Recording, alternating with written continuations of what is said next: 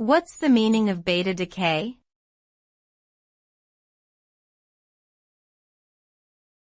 Beta decay.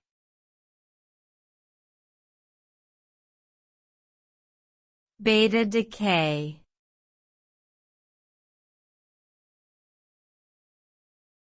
Beta decay.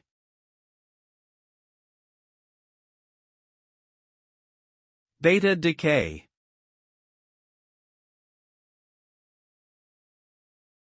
Beta decay is a type of radioactive decay in which a nucleus emits a beta particle, which can be an electron or a positron.